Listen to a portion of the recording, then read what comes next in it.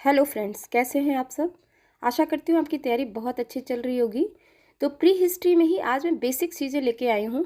Actually मैं Indian anthropology की बात करूँगी यहाँ पर, क्योंकि मैंने प्रीवियस वीडियोस में आपको बता दिया है कि यूरोपियन बेस्ड पैलियोलिथिक तक आपको डिस्कस करा दिया है।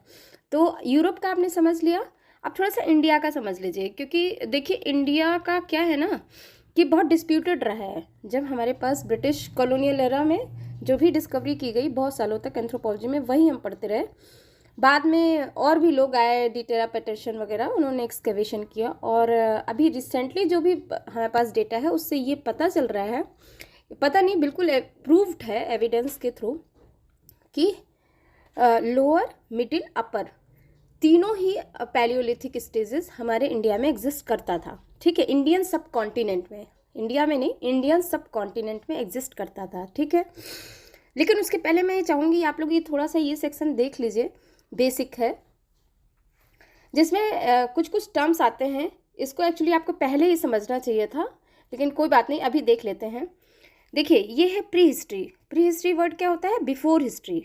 ठीक है, तो इस सेक्शन में आपको बहुत ही सिंपल टर्म्स में लिखा हुआ मिलेगा। मैं चाहती हूँ इसे आप स्क्रीनशॉट ले लीजिए, या 2 या 3 बार सुन के अपने वर्ड्स में लिखने की कोशिश करिए। ठीक है, अपने फ्रेमवर्क्स बनाइए, अपने नोट्स बनाइए। इससे क्या होगा ना कि आपको जो भी पता रहेगा बिल्कुल एग्जैक्ट पता रहेगा।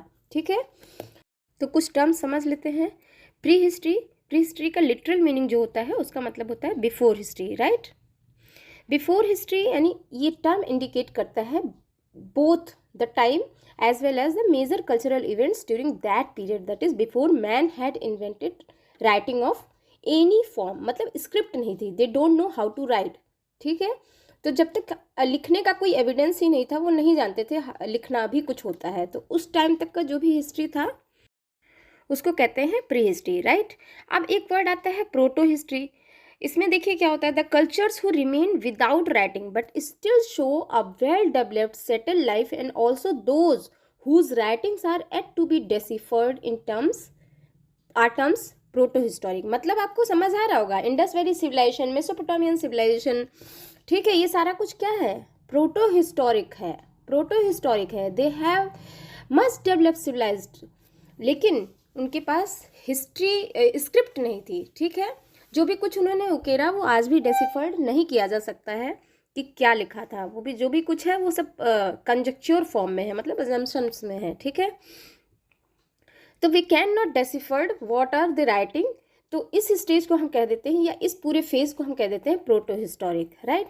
अब एक दूसरा प्री हिस्ट्री में टर्म आता है, मैं बहुत बार यूज़ करी हूँ, वो भी प्रीवियस वीडियो में, ग्लेशिएशन। ग्लेशिएशन, ठीक है, तो अब आप ये जान लीजिए, ग्लेशिएशन मतलब होता है इन द लास्ट, मतलब इसको हिंदी में कहते हैं हिम एज। ठीक है, या हिम युग, आप जैसे भी जाने। ग्लेशिएशन क्या था ना कि बहुत हजारों साल तक अर्थ का जो क्लाइमेट था ना वो बिल्कुल 0 डिग्री से नीचे था, सब कुछ हर जगह आइस ही आइस थी। ठीक है, तो वही बात यहाँ पे लिखी हुई है कि 100 years the earth climate has gone a dramatic fluctuation as a result great ice sheets dozens of meters in height covered the major portion of earth। ठीक है, होल ऑफ वेस्टर्न यूरोप, जैसे प्रीवियस वीडियो में आपने देखा होगा ज़्यादातर sites western Europe के थे। Part of England, major part of north America, Siberia, सब Himalayan region in India were affected for thousands of year. मतलब वहाँ पे बर्फ के कई कई फीट जमे हुए थे। तो this phenomena is called glaciation. ठीक है, अब इन ट्रॉपिकल एरिया अफ्रीका और इस तरह ट्रॉपिकल रीजन की बात कर लेते हैं। करस्पॉन्डिंग पीरियड जो था, जैसे वहाँ तो हिमयुग चल रहा था, लेकिन इधर क्या चल रहा था? इधर चल रहा था प्लूविएशन। फोर्थ प्लेसेस, मतलब वो प्लूविएशन मतलब कंटिन्यूअस रेनफॉल, यानी ह्यूमिडिटी बहुत रही होगी। उधर बहुत ज़्यादा हिम एज चल रहा है, इधर ह्यूमिडिटी है। ठीक है, तो ये जो प्लूविएशन था ये ट्रॉपिकल एरिया में था। तो ये बिल्कुल उसी तरह था जैसे हमारा ग्लेशिएशन पीरियड था। ठीक है, तो इसके बारे में भी मैं डिटेल में बताऊंगी आपको आने वाले वीडियोस में। अब अगर देख लेते हैं 4 फेजेस ऑफ ग्लेशिएशन आज तक आइडेंटिफाई किया गया है। अगर टेंटेटिव डेट और नेम्स कुछ इस तरह से लगाए गए हैं, गूंज, मिंटल, रिस, वुम, जो मैं प्रीवियस वीडियो में बात कर रही थी, तो एक टेंटेटिव डेट अगर देखा जाए प्रेजेंट डेट से, तो गूंज का जो एज था कि कब से कब तक था ये स्टेज, तो वो था 4 लाख ईयर से 5 लाख 50 ईयर्स तक, आज से पहले। ठीक है, Mindel 4 lakh 80,000 to 4 lakh 40,000 years before present. Riss का क्या था, 2,90,000 ईयर्स से 1,90,000 ईयर्स बिफोर प्रेजेंट। वूम देखिए सबसे छोटा था 80,000 टू 10,000 ईयर्स बिफोर प्रेजेंट। तो ये तो एक मोटा मोटा सा अनुमान हो गया कि कब से कब तक ये ग्लेशिएशन पाया गया, ठीक है। इसी के करस्पॉन्डिंग ट्रॉपिकल एरिया में प्लूविएशन फेज चल रहा था। तो उसके बारे में भी मैं आने वाले वीडियोस में बताऊंगी, जब मैं अफ्रीका का आर्कियोलॉजी आपको बताऊंगी, ठीक है। तो ये तो हो गया ग्लेशिएशन के बारे में। नेक्स्ट टर्म है प्लीस्टोसीन, मैं बहुत बार यूज़ की हूँ ना। तो ये ऐसा जियोलॉजिकल टाइम पीरियड था which saw the emergence of man on earth beginning about 2 million years ago and ending with last ice age और glaciation। समझ आ रही है बात। अब अगर आपको याद होगा 2 मिलियन ईयर्स के अगो कौन सा स्पीसीज था, कौन सा स्पीसीज था, होमो इरेक्टस के राउंड, ठीक है। तो होमो इरेक्टस से शुरू करके अगर मान लीजिए तो लास्ट आइस एज यानी वुर्म तक जो पीरियड चला उसको हम कह देते हैं प्लीस्टोसिन पीरियड, राइट।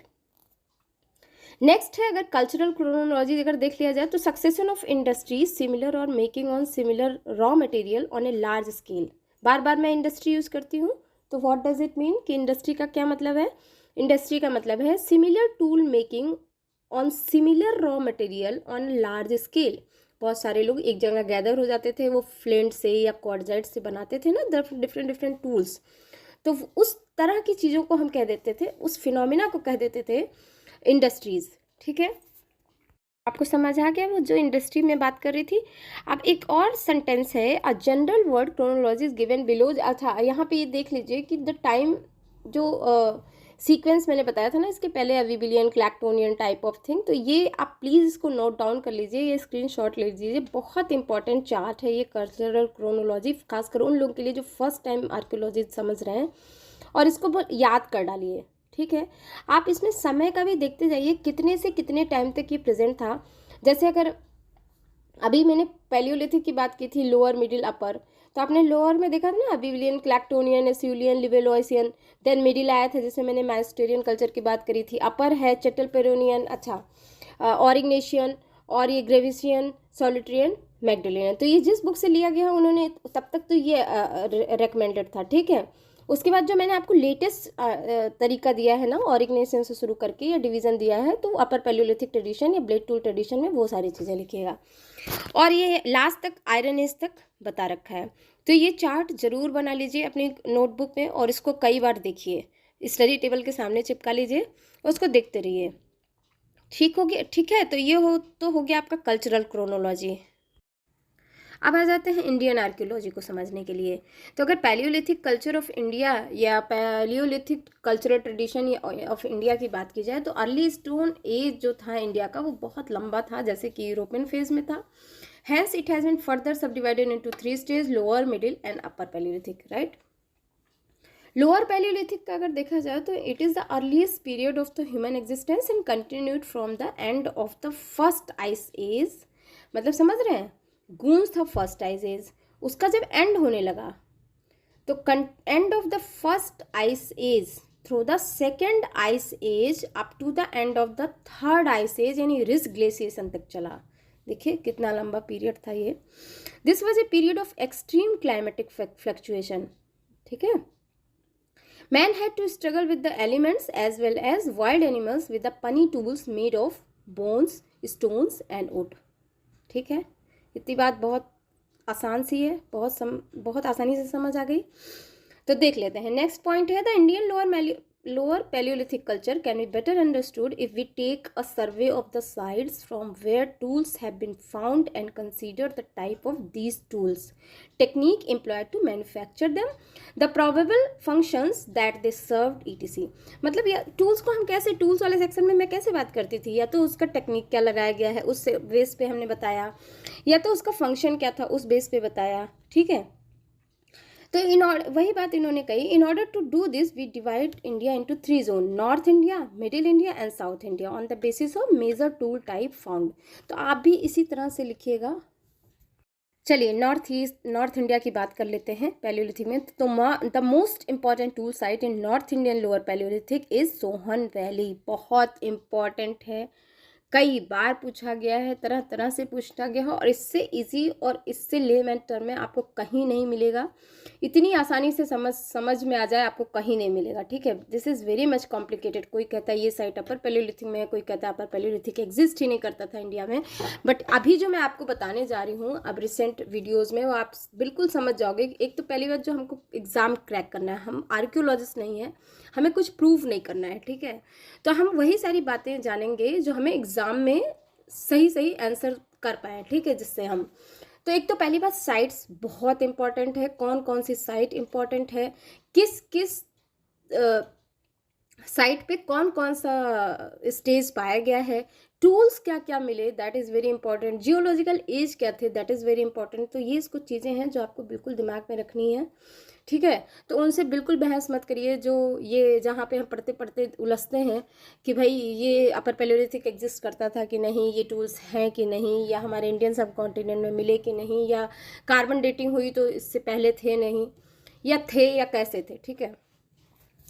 तो कुछ भी हमें इधर उधर करने की ज़रूरत नहीं है, टू द पॉइंट समझने की ज़रूरत है। तो हम जो सबसे इम्पॉर्टेंट जो आता है टूल साइट, वो हमें मिला है सोहन वैली। बहुत लंबा और बहुत एक्सटेंसिवली एक्सकेवेट किया गया इस वैली को। तो वही बात लिखी गई है, which now lies in Pakistan and India also. Other important sites are the Chauntra and Guler in Himachal Pradesh, बहुत इंपॉर्टेंट है। Singrauli basin in UP, Chota Nagpur plateau in Bihar, Damodar valley in west Bengal, Brahmani basin, Keonjhar and Mahanadi basin in Orissa. जो इंपॉर्टेंट टूल थे, या the chief tool of this period as far as north India is concern are chopper and chopping. मैं पहले भी जब Europe का या वैसे जनरल डिस्कशन कर रही थी तो मैंने बताया था, वो बने थे स्पेशली पबल्स पे। Choppers are made by unifacial flaking while choppings are made by bifacial flaking, बहुत इंपॉर्टेंट है। The flaking are mostly primarily, ठीक है, blow being delivered by block on block technique और बाय स्टोन हैमर। समझ आ रहे हैं ना सारे टर्म्स। की sites which yield tools in greatest number and in successive stages is of course the Sohan valley. समझ आई। इसको डिस्कवर किसने किया था? 1936 में डी टेरा एंड पैटरसन। बहुत इंपॉर्टेंट नाम, याद रखिएगा। Under the auspices of the Yale Cambridge expedition. तब भी हम इतने ये नहीं थे कि हम अपने इंडिया से स्पॉन्सर हो पाते, तब तो फिलहाल कॉलोनियल था। लेकिन जो भी उस समय इंडिया के कॉलेज थे वो हमें स्पॉन्सर नहीं कर रहे थे, तो ये लोग भी एल कैम्ब्रिज से ही आए थे, इस टीम में थे। तो Sohan valley is the representative site of the all the three, आप क्या कह सकते हैं, पैलियोलिथिक, मेसोलिथिक, नियोलिथिक साइट का। तो एक रिप्रेजेंटेटिव जगह बन गया था, हर कोई आता था, एक्सकेवेट करता था और नए नए फाइंडिंग्स पाता था और उसे अपने ही वर्ड्स में लिख देता था। कई बार इन्फ्लुएंस्ड भी होते थे वो अपने मेंटोर से या अपने गाइड से या उस कंट्री से स्पेशली। तो वही बात लिखी हुई है। तो देख लेते हैं next point. River Sohan flows through a raisin plateau. एक प्लेट्यू था, वो बहुत ज़्यादा उसमें एरिया में था, तो उसको हम कह देते हैं पोतवार प्लेट्यू, और ये एग्जिस्ट करता है within the city of Islamabad, उसका सेंटर पड़ेगा। और bounded by extension of Shivalik in the east, Himalaya in the north, Pir Panjal in the west and salt ranges in the east. बहुत इंपॉर्टेंट है, ये पॉइंट समझिएगा और लोकेट करने की कोशिश करिएगा अपने दिमाग में कि कहाँ से कहाँ तक ये सारा सोहन वैली बहता था और कैसे वो प्लेट्यू कहाँ से कहाँ तक फैला हुआ था, एक्सटेंडेड था, ठीक है। अच्छा, अब ये पिक्चर देखिए, ये पिक्चर बहुत ज़्यादा इम्पोर्टेंट है, आपको कहीं नहीं मिलेगा। ये पूरा आपका सोहन वैली का पूरा एक ट्रांसफर सेक्शन है, ठीक है। ट्रांसफर सेक्शन के थ्रू इसे समझाया गया है। इसमें आप देखेंगे कि आपके लेफ्ट साइड में शिवालिक की पहाड़ियाँ हैं, राइट साइड में सोहन रिवर बह रहा है, और इसको एक स्ट्रेटिग्राफिकल वे में इसका ट्रांसफर सेक्शन में इसको समझाया गया है। बहुत इंपॉर्टेंट पिक्चर है। अभी के भी इस वीडियो को पॉज करके स्क्रीनशॉट लीजिए और उसका प्रिंट आउट निकालिए और उसको समझने की कोशिश करिए, ठीक है। तो मैं नेक्स्ट वीडियो में या नेक्स्ट डिस्कशन में आपको इसी का एक्सप्लेन करूँगी, इसी वीडियो को, इसी पिक्चर को, सॉरी। तो इससे पहले आप क्या कीजिए, इस पिक्चर को खुद से ड्रॉ करने की कोशिश करिए, तो आपको समझ आएगा कि कहाँ से क्या क्या चीज़ें बदल रही हैं और चल रही हैं। तो इंटायर पैलियोलिथिक यहीं पे आपको समझ में आ जाएगा, ठीक है। तो that is all for today's discussion. Thanks for listening. Bye bye.